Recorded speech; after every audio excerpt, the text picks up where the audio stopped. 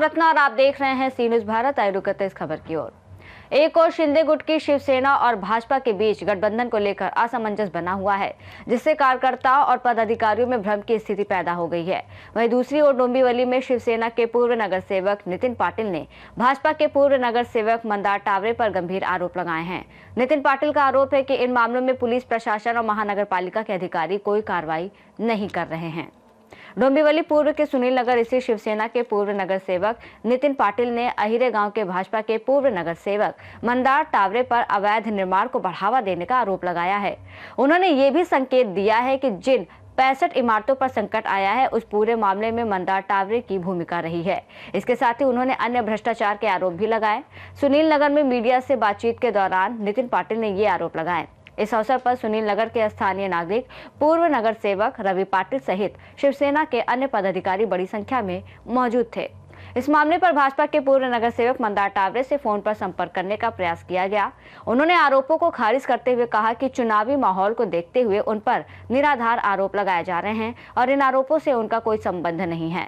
कारण एवढंच आहे की 25 तारखेला एक पोलीस स्टेशन आणि आयुक्त कार्यालयात काही पत्र दाखल झालेले होते।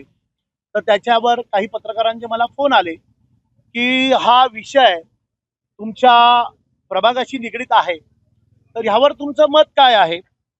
तर ते मत मांडण्यासाठी आणि हा खुलासा करण्यासाठी आज इथे आम्ही सगळे उभे राहिलो की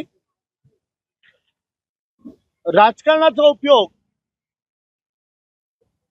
काही मंडळी कशा प्रकारे करतायत, जनसेवा करण्यापेक्षा जनतेने दिलेल्या अधिकाराचा उपयोग सेवा करण्यापेक्षा मेवा मिळवण्यामार्गे कसा घालवतात, कसा वापर करतात आणि जनतेचे सेवक बनण्यापेक्षा हे जनतेचे भक्षक कसे आहेत हे दाखवण्यासाठी किंवा हे लोकांपर्यंत पोहोचवण्यासाठी ह्या प्रभागातील नागरिकांना आपले संभाव्य उमेदवार हे कोणत्या चारित्र्याचे आहेत, ह्यांनी ज्यांना जनतेने निवडून दिलं त्यांनी त्यांच्या अधिकाराचा कसा वापर केला आणि जनतेची दिशाभूल केली हे लोकांसमोर यावं। कारण हा जो प्रभाग आहे, आयरे असेल, तुकाराम नगर असेल, सुनील नगर असेल, ह्या संपूर्ण प्रभाग आम्ही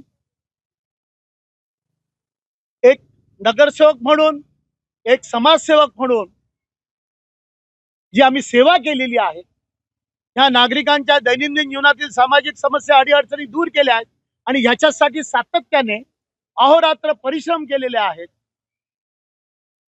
आणि निवडणुकीच्या काळात त्यांच्या समोर संभाव्य उमेदवार हे कसे आहेत, यांनी नागरिकांची कशी दिशाभूल केली आहे, नागरिकांचं कशा प्रकारे शोषण केलंय हे दाखवण्यासाठी किंवा ह्याची जाणीव नागरिकांना व्हावी ह्यासाठी आज इथे आपण सगळे जमा झालेले आहात। आपल्याला माहिती आहे 65 बिल्डिंगचा विषय आज किती मोठा आहे। हजारो लोकांच्या डोक्यावरचं छप्पर आणि पायाखालची जमीन खिचून घेण्याचं काम कोणी केलंय, तर बघा ही महापालिकेची ऑर्डर आहे। 2022 ला काही याचिकाकर्त्यांनी ही याचिका महापालिकेत आणि सर्व स्तरावर सातत्याने म्हणजे 2014-15 पासून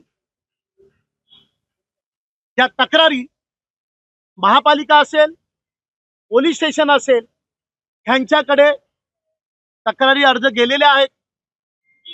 परंतु कोणती अशी शक्ती आहे की ह्या तक्रारीवर अंमलबजावणी होत नाही।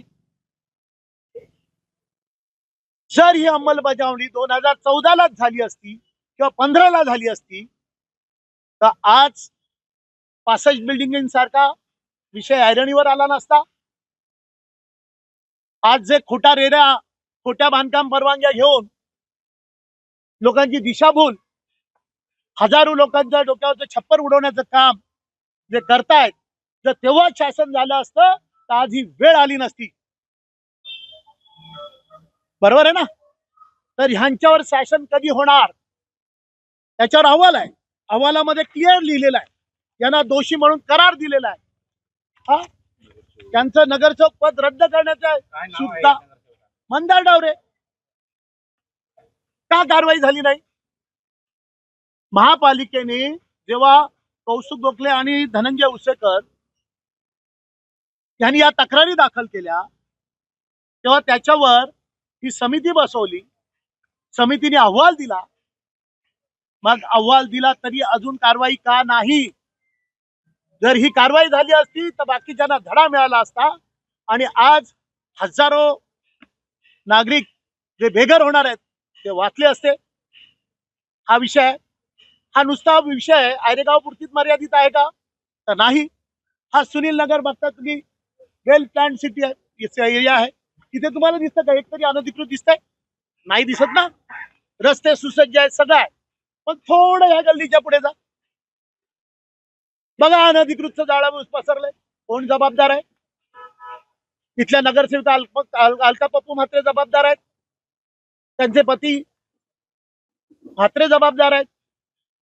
आज बघा ना त्या नाल्याच्या इथले बघा, नाल्याच्या भिंती वगैरे बघा काय परिस्थिती आहे, पडायला आलेले आहेत. आता आपली काय मागणी आहे आणि या मागणी होणार असेल तर त्यावर कसं? बरोबर आहे. ऐका ना, पूर्ण विषय घ्या. हा, आज ही परिस्थिती इतकी बकाल आहे. तुम्ही जाऊन या विभागात बऱ्याचशा ठिकाणी बिल्डिंगला मी फिरतोय, त्यांना विचारा.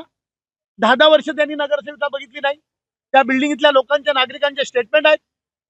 तसंच मंदार टावरे त्यांचा आयरेगावच्या बाहेर सुद्धा 45% भाग आहे. म्हणजे ह्या बाजूचा हा रस्ता समोर, इथं त्यांचा वाढ चालू होता. त्या इथला विचारा ना, तिथे 10 वर्षात त्यांनी नगरसेवक बघितलंय का? त्या पट्ट्यात त्यांनी त्यांचं एक काम दाखवा. म्हणजे ह्या अशा प्रकारे माया जमवायची आणि इलेक्शन आलं की नागरिकांची दिशाभूल करायची, पैशाचा गैरवापर करायचा. आणि आता त्यांच्या जोडीला कोण भेटलाय? तर एक महापालिकेचा ठेकेदार. त्यांनी काय केलं?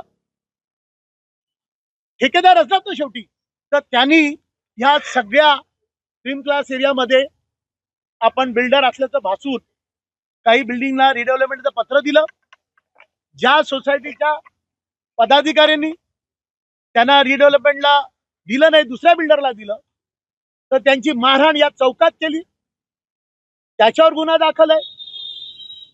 पेपरला बातमी आहे. मग का गुन्हा दाखल होत नाही? त्याच्या पलीकडे जाऊन काही सोसायट्यांना या निवडणुकीच्या काळात आमिष दाखवण्याचं काम सुरू आहे.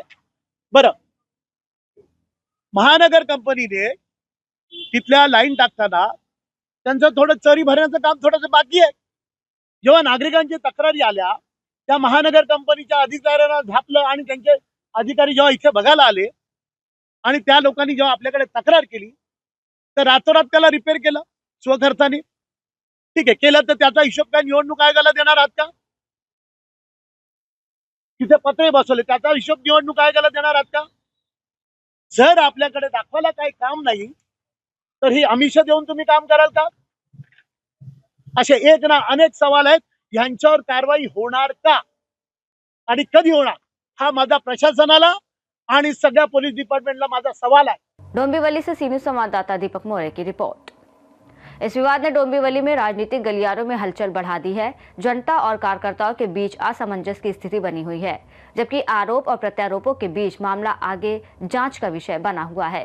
इस रिपोर्ट में फिलहाल इतना ही। देश और दुनिया की तमाम बड़ी खबरों के लिए देखते रहिए सी न्यूज़ भारत।